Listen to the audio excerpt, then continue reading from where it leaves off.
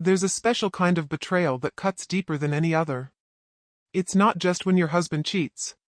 It's when he cheats with the one person you trusted most in the world. Your best friend.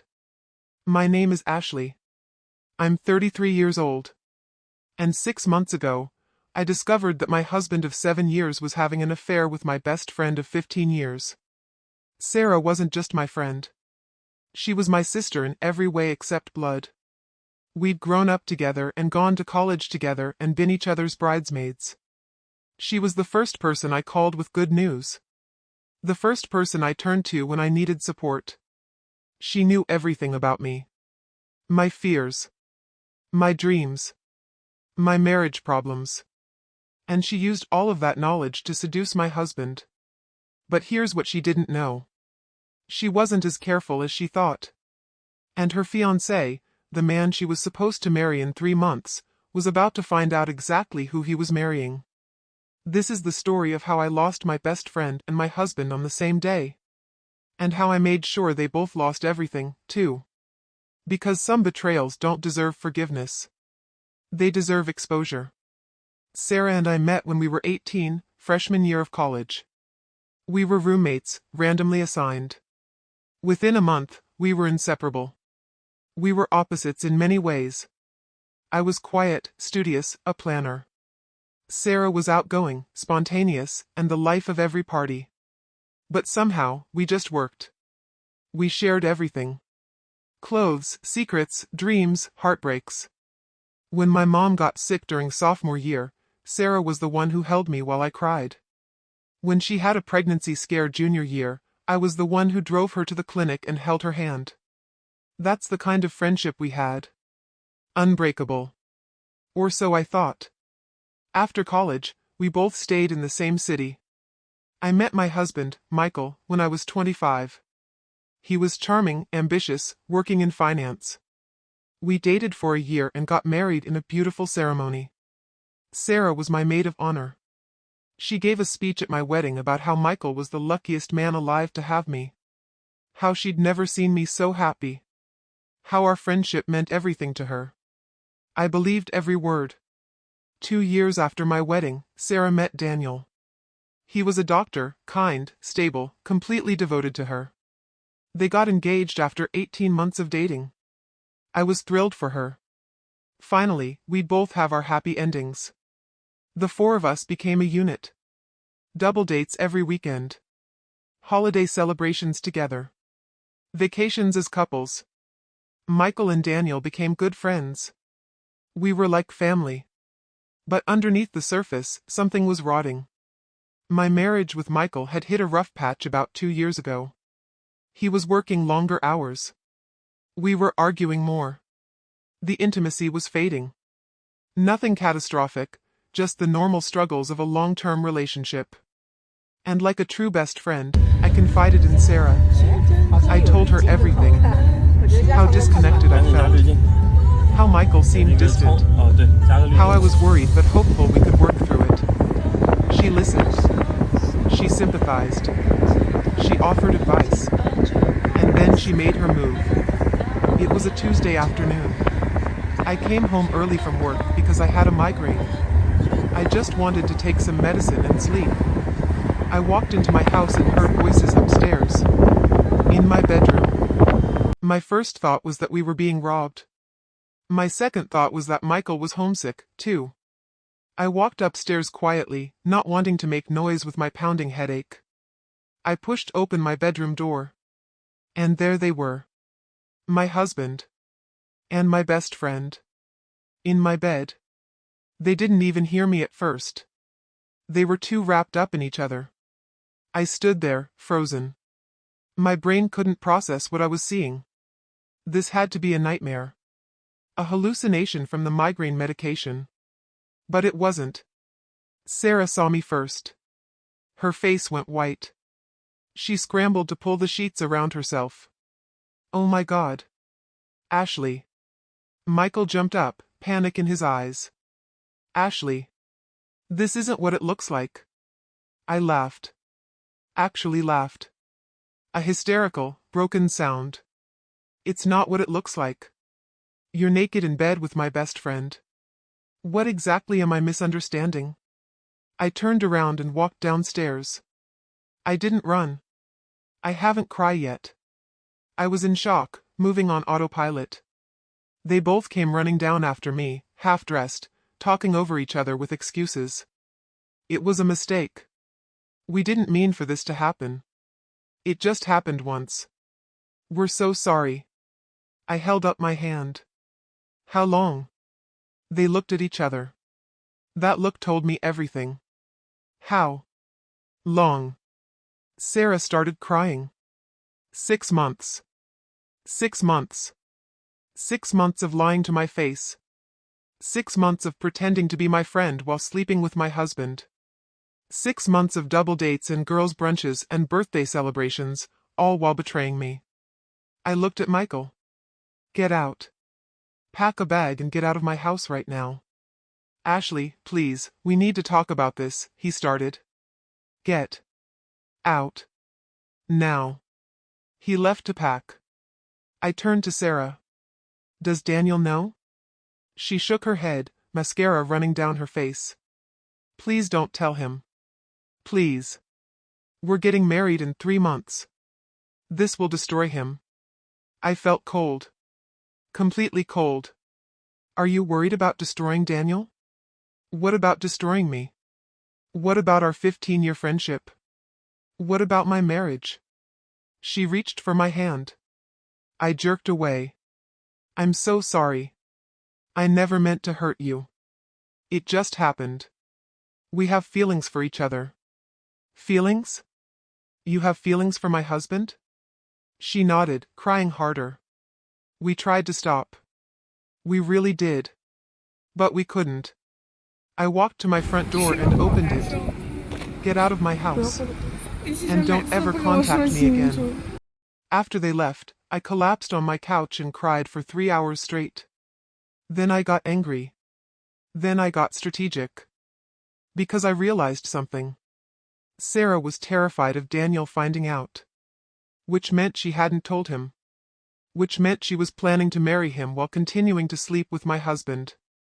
And that's when I decided. If I had to lose my husband and my best friend, they weren't going to get their happy endings either. I didn't confront anyone else immediately. I needed proof. Evidence. Because Sarah was manipulative enough to spin this into something else. To make herself the victim. To convince Daniel that I was lying or exaggerating. I needed undeniable proof. First, I went through Michael's phone. I knew his passcode because we'd never kept secrets. Or so I thought. What I found made me physically ill. Hundreds of text messages between Michael and Sarah. Going back 8 months, not 6 as she'd claimed. Explicit messages. Photos. Videos. Plans to meet up when they knew I'd be out of town or working late. But the worst part? The things they said about me. Michael, she's been so clingy lately. I need space. Sarah, I know. Just hang in there. Once you tell her, we can finally be together. Michael, what if she doesn't agree to the divorce? Sarah, she will. She's weak. She'll probably just cry and accept it. They were planning to be together. This wasn't just an affair. They wanted to destroy my marriage so they could have a relationship. While Sarah married Daniel for his money and stability. I screenshot everything. Thousands of messages. I backed them up to the cloud, to a USB drive, to my email. I wasn't taking any chances. Then I looked at their plans. They'd been meeting at hotels. Using my credit card, Michael had been booking rooms and telling me the charges were for work events. I found receipts. Dinner dates while I was visiting my sick father. Weekend getaways while I thought Michael was at business conferences and Sarah was at bachelorette parties for other friends. They'd been living a whole secret life together. I also found something else. Michael had been looking at apartments. He was planning to leave me. He'd even filled out rental applications. But he hadn't told me yet because, according to his messages with Sarah, he wanted to time it right. After Sarah's wedding to Daniel. That way, Sarah would have financial security from Daniel while transitioning to a relationship with Michael. They were planning to use both of us. That's when I knew I had to tell Daniel. Not out of pure revenge, but because he deserved to know who he was about to marry. Just like I deserved to know who I'd married. I called Daniel and asked him to meet me for coffee. Alone. I said it was important and about the wedding. He seemed surprised but agreed. We met at a cafe the next day. Daniel was a good man. Kind, honest, completely in love with Sarah. He had no idea what was coming. We sat down with our coffees. He smiled at me. So what's up? Sarah said you might have some ideas for the wedding surprise I'm planning? I took a deep breath. Daniel, I need to tell you something. And I need you to stay calm and listen to everything before you react. Can you do that? His smile faded. He looked concerned. Ashley, what's wrong? Are you okay? I'm not okay. And after I tell you this, you won't be either. I pulled out my tablet. I'd compiled everything into a folder. Screenshots, photos, hotel receipts, timelines. Everything is organized and undeniable. Daniel, Sarah has been having an affair with Michael for the past 8 months. His face went blank. What? I showed him my tablet. I showed him everything. The messages. The photos. The plans to be together. The conversations about how to manipulate both of us.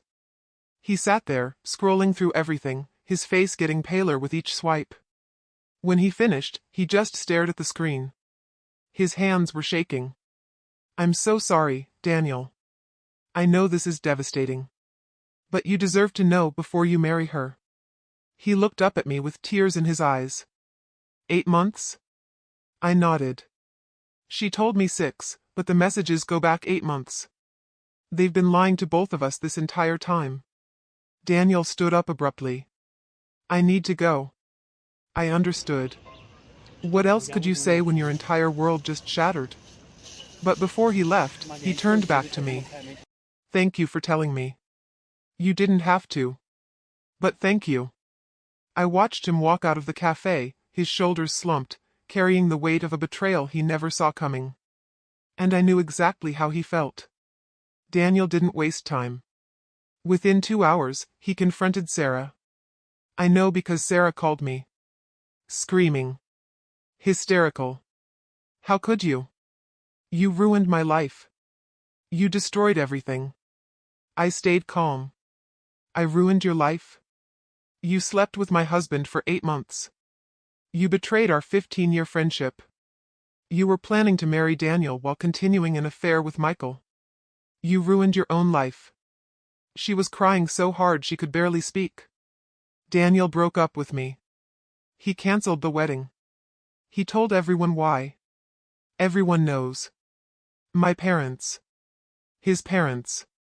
Our friends. I'm humiliated. Good, I said coldly. Now you know how I felt walking in on you in my bed. You're bitter and vindictive. She screamed. No, I replied. I'm honest. Something you've never been. I hung up on her. She tried to call back 17 times. I blocked her number. Michael tried to do damage control. He came to the house begging for another chance. Ashley, we can work through this. Couples therapy. Counseling. Whatever you need. I looked at him with zero emotion. You wrote rental applications to leave me. You called me weak and clingy. You planned your future with my best friend while lying to my face every single day. There's nothing to work through. File for divorce or I will. He tried to argue. But for once, I didn't back down. I was done being weak. Done being the person who got walked over. I filed for divorce the next day. The fallout was spectacular. Sarah and Daniel's wedding, which was supposed to be in 3 months, was cancelled. The deposits were non-refundable. Daniel made sure everyone knew why it was cancelled. Sarah's reputation was destroyed. Her parents were mortified. Her friends distanced themselves. Her social media became a battlefield with people calling her out. Michael tried to continue his relationship with Sarah after I kicked him out. Turns out, Sarah wasn't interested in Michael when he didn't come with the stability of my marriage and Daniel's money. She dumped him within 2 weeks. So Michael lost his wife and his mistress. He's now living in a studio apartment, paying me alimony and half the value of our house in the divorce settlement. Daniel and I stayed in touch. Not romantically, but as two people who understood each other's pain. We supported each other through the divorces, the heartbreak, the betrayal. He's doing better now. Dating someone new. Someone honest. And me? I'm healing. Slowly. But I'm healing. The divorce was finalized 3 months ago. I got the house, half of Michael's retirement, and a very favorable settlement because his affair was documented so thoroughly. Sarah tried to reach out a few times through mutual friends. She wanted to apologize. To explain. I never responded. Some bridges aren't meant to be rebuilt. Some betrayals are unforgivable. I heard through the grapevine that she moved to another city. Starting over where people don't know her story. I hope she's different there. I hope she learned something. But honestly, I don't think about her much anymore. She doesn't deserve space in my head. Michael is bitter. He blames me for his life falling apart.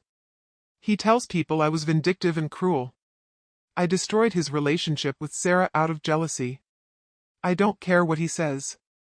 The truth is documented. And anyone who matters knows the truth. Daniel got remarried last month. To a wonderful woman who's kind and genuine. I went to the wedding. It was beautiful. And this time, there was no lying, no betrayal. Just honest love. As for me, I'm rediscovering who I am outside of a marriage and outside of that toxic friendship. I'm traveling. I reconnected with old friends I'd neglected. I started painting again, something I loved in college but gave up. I'm dating casually. Nothing serious yet. But I'm open to it. And I'm learning to trust again. Slowly. Last week, I ran into Sarah at a coffee shop. She was back in town visiting family. She saw me and froze. I could see her trying to decide whether to approach me or run. I decided for her. I nodded politely, like I would to a stranger. And I walked past her. She called my name. Ashley, wait. Please. Can we talk? I turned back. There's nothing to say, Sarah. I just want you to know I'm sorry. I've been in therapy. I'm working on myself. I know I destroyed the most important friendship I ever had. I looked at her. Really looked at her. She looked older. Tired. Like life had beaten her down. For a moment, I felt a flicker of the old friendship. The girl who'd been my sister. The girl I'd loved like family. But then I remembered. The lies. The betrayal. The cruelty. And the flicker died. I'm glad you're working on yourself, I said. I genuinely hope you become a better person. But that person won't have me in her life. Goodbye, Sarah. I walked away. And this time, I didn't look back. So what did I learn from this nightmare? First. Trust is earned, not given. Even with people you've known for years. People change. Intentions shift. Stay aware. Second. Betrayal says everything about them and nothing about you. I didn't cause Sarah to betray me. I didn't cause Michael to cheat. Those were their choices. Their moral failures. Third. Silence protects the guilty. I told Daniel the truth because he deserved to know. If I'd stayed silent, he would have married someone who was using him. Sometimes exposure is the kindest thing you can do. Fourth. You don't need closure from people who hurt you. I didn't need Sarah's apology or Michael's explanation. I needed to heal. And I did that without them. And finally. You are stronger than you think. I thought losing my husband and best friend would destroy me. Instead, it freed me. It showed me who I really am. And I'm pretty damn proud of that person. Today, I'm happy. Genuinely happy. Not because I destroyed their lives, but because I rebuilt mine. Sarah and Michael made their choices. They lived with the consequences. That's not my revenge. That's just karma. If someone betrays you, especially someone you trusted deeply, remember this. You don't owe them your silence. You don't owe them protection from the truth. And you definitely don't owe them forgiveness. You owe yourself healing, peace, and a life surrounded by people who actually deserve you. Thanks for watching. And remember, the people who betray you the most are usually the ones closest to you. Choose your inner circle carefully. And never be afraid to cut out the rot, even when it hurts.